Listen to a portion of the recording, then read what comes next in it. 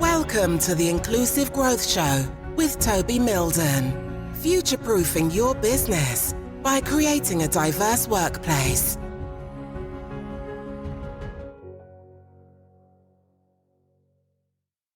Hey there, thank you ever so much for tuning into this episode of the Inclusive Growth Podcast. I am Toby Milden, and today I'm joined by Katharina Robotham. And Katharina works for Catalyst, and Catalyst is no stranger to this podcast because I actually interviewed Katharina's colleague, Tara Van Bommel, a while back about another report that they had produced. And today we're going to be talking to Katharina about another report that Catalyst has produced, which is called Adapt or Fail: How Managers Can Enable Everyone to Thrive at Work. I highly recommend going on the Catalyst website and reading all of their great materials and great reports.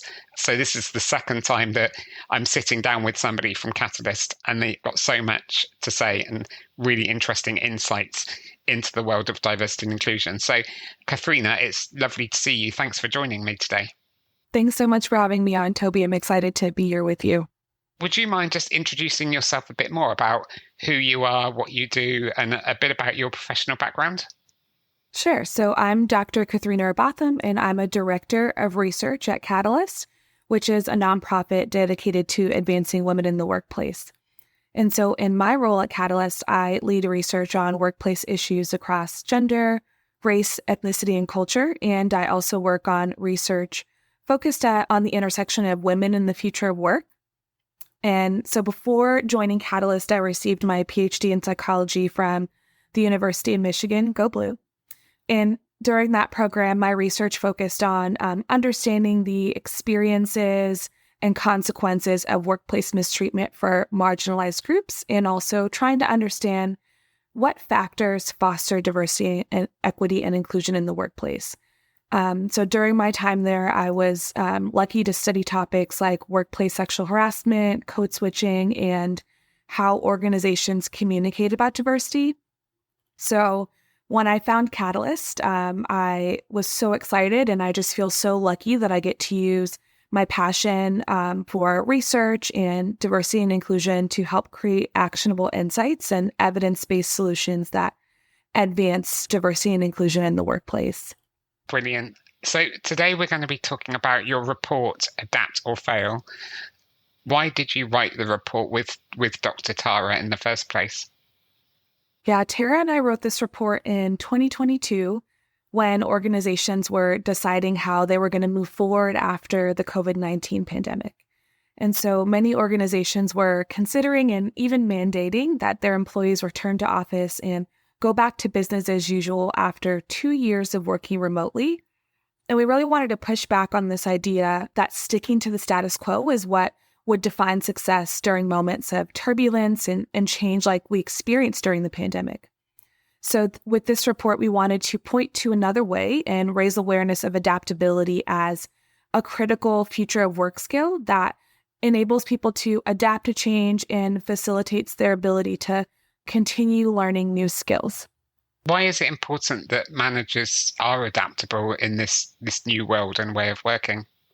Yeah, so it's important because as we've seen, the future of work is really marked by unprecedented change and disruption. So just in the last few years, we've seen the changes with remote work and flexible work, generative AI, shifting expectations from employees to include things like wanting employers to prioritize work-life balance and diversity and inclusion.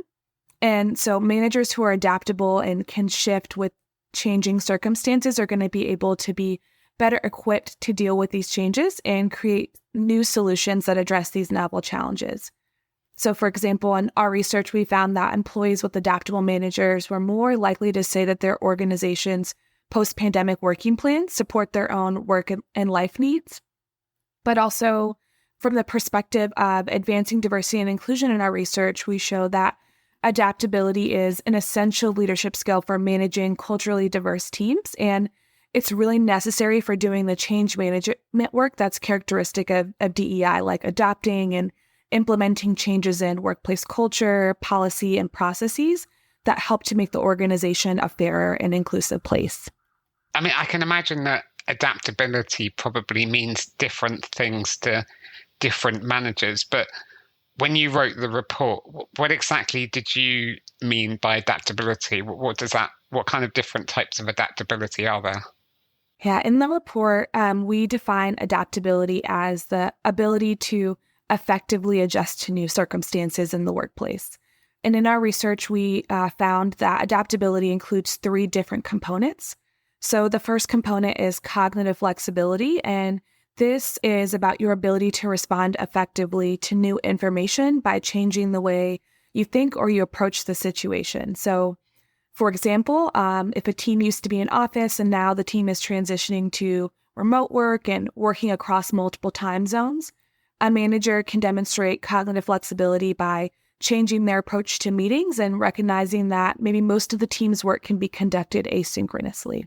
The second type of adaptability that we looked at is ambiguity tolerance. So this is about your ability to see problems from several different perspectives and being able to accept ambiguity and uncertainty. A manager might take on a new task without having very much prior experience and consider a range of creative ways to approach completing that task. That would be ambiguity tolerance. And then the third and final component of adaptability that we found with our research is an openness to change, or the ability to really view change as an opportunity to learn, grow, and improve. So, for example, a manager might be new to managing a culturally diverse team. And if they view this experience as an opportunity to learn how to become a more inclusive manager, they're demonstrating an openness to change with that perspective. But I really like how you've been able to kind of break adaptability down into those 3 core areas of cognitive flexibility, ambiguity tolerance, and openness to change. And in your report, I know that you also talk about resiliency. So how does resiliency fit in with adaptability? Yeah, resiliency and adaptability are related to each other, but they're not the same thing. So adaptability is about how you respond in the moment when you're faced with change. So do you adjust your behavior or thinking to meet the needs of the new situation, or do you continue to stick with what you've always done? Resilience, on the other hand, is about getting back up and trying again after being knocked down or facing some sort of adversity. So if we look at a manager who changes their management style as their team transitions from being in office to remote work, they're demonstrating adaptability. But let's say the manager gets feedback from their team that, maybe some things could change. They're not doing that great of a job. They don't feel supported. The manager would demonstrate resilience if they persevere and they say, okay, let me try this again and take what I've learned and continue on here. So with this example, we can see how resilience and adaptability can occur in the same situation, but they're not the same thing. And through the people that you spoke to do your research, what are employees thinking about when it comes to the adaptability of their manager? And are you noticing any differences between different diversity demographics? So like with LGBT plus staff or disabled staff, for instance? Yeah, so in our report, we're seeing that employees feel that their managers are doing a pretty poor job of being adaptable. So specifically, 69% of employees said that their managers are not adaptable. And we saw that this number was even higher among employees with disabilities, LGBTQ plus employees, and employees with caregiving responsibilities. Mm-hmm. And we also found that employees from marginalized racial and ethnic groups were more likely than white employees to report that their managers are not adaptable as well. And when I read the report, I think another thing that stood out for me was the role of empathy. It's something that was in your previous report as well, that the number one skill for an inclusive leader is really around empathy. So what is the role of empathy alongside adaptability? At Catalyst, we talk about empathy as a skill, and it's the skill of demonstrating that you understand, care, and have concern for others. So we see empathy as complementing adaptability by helping managers adjust to new circumstances and changes in a way that demonstrates understanding and care for employee needs. So empathy is providing really useful information that managers can take into account when they're adapting to new challenges with their team. And without empathy, managers might adapt to changes in a way that don't consider the needs and perspectives of their team. When I read your report, I was really pleased to see empathy being talked about, because whenever we do inclusive leadership training, we work with a team of occupational psychologists in order to measure 6 inclusive leadership behaviors. And the top behavior that we look for is empathy. So I was like, it's brilliant that there's that connection between what you found in your research and what the occupational psychologists that we work are saying that inclusive leaders should be developing as well. And a really interesting statistic that jumped out at me when I read your report was that 72% of men thought that their managers were not adaptable, compared to 69% overall.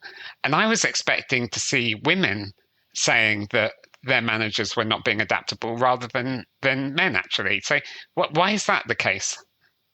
Yeah, we were a bit surprised by this finding ourselves at first, but when we started to think about ideal worker norms and gender roles, it started to make a bit more sense. So like you just said, a greater percentage of men reported that their managers are not adaptable, but also, and this was not only higher than what the overall sample reported, but also higher than what women reported. So men are experiencing less adaptability from their managers, and we think this is because of something called the ideal worker norm that shapes expectations of how men should show up at work. So namely, this is that they should put work first and not let family obligations interfere. So that is what the ideal worker looks like, or what the ideal worker expectations are. And so given these expectations, men may experience less adaptability from their managers in the form of resistance to their use of remote and flexible working arrangements, especially if they're using them to accommodate caregiving responsibilities, because that contradicts masculine gender norms.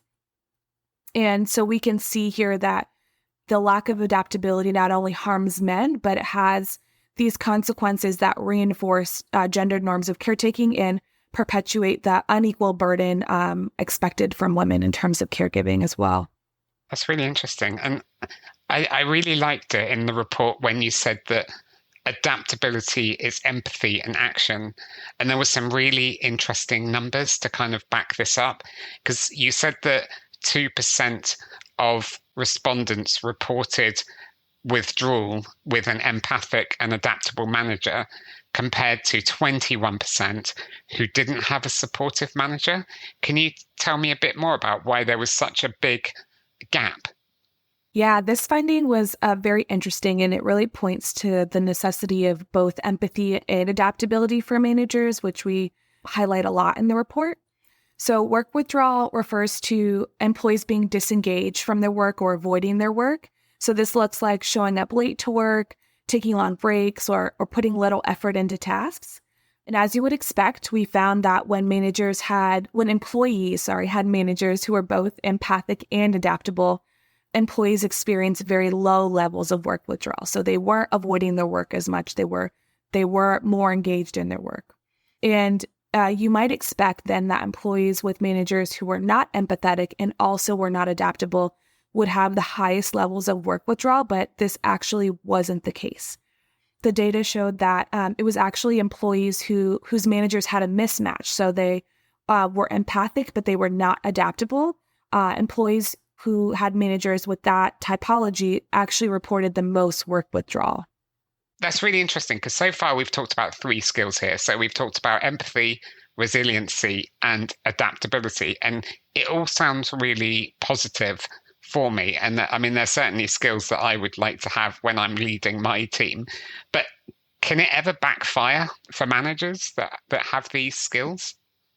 Yes, it can. I think we see that with the finding on work withdrawal, that empathy can backfire when it's not also paired with adaptability. So we think this is because employees may interpret high amounts of empathy without adaptability as performative words of support without taking action to adjust policies, processes, or other work conditions. So employees are feeling like you're hearing me out and you're listening, and I feel like you're hearing my perspective and what I'm saying, but you're not actually taking action to help meet my needs in the workplace, help me get my work done. So if the person listening to us right now wants to go and empower managers in their organizations to become more adaptable, what should they do to help those managers? In the report, we recommend 4 steps that managers can take to become adaptable. So as with everything, it starts with self-awareness. So taking some time to reflect on your ability to cope with change. And it's okay if it's not great. We know from research that as humans, we have a hard time coping with change. So really think about, in moments of change and uncertainty, how have you coped? Are there ways that you can show up better? The second step that we recommend is trying to develop a growth mindset. So a growth mindset is the belief that your talents, abilities, and skills can be improved and developed. Your intelligence and ability and skills are not fixed. And one way that you can try to develop a growth mindset is by framing challenges and setbacks that come with change as learning opportunities to practice new skills and to help you grow. The third step we recommend is creating a climate of psychological safety. And this is the shared belief that team members won't be punished for taking risks, expressing different viewpoints, or making mistakes, and that these things are actually encouraged and a valuable part of the team dynamic. So one way that you can create a climate of psychological safety is by, as a manager, openly discussing your failures and mistakes with your team, sharing what you've learned from these setbacks and how you adapted, and framing these challenges as opportunities for learning, growth, and innovation. And then also encouraging employees to share that with you as well, and share their different viewpoints and perspectives when you are thinking about the best way to proceed with a task. The last thing that we recommend as well is stepping out of the role of the expert and lean into curiosity. So when you put the pressure on yourself that you're supposed to know everything, it's hard to think of different ways to go about doing things, or different ways you might adapt to the situation. So lean into your curiosity and ask questions of the situation. Are there things that you're not considering that you might have skipped over before? So really leaning into that curiosity is the last step that we have. That's really great. I mean, this is the Inclusive Growth podcast, so I ask everybody this question. What does inclusive growth mean for you? I love this question, Toby. I think inclusive growth to me means fully accepting all parts of yourself and approaching life with curiosity and humility and acceptance of change. Excellent. Now, if the person listening to us right now wants to read your report and learn more about what we've talked about so far today, what should they do? They can go to catalyst.org and download the full report for themselves.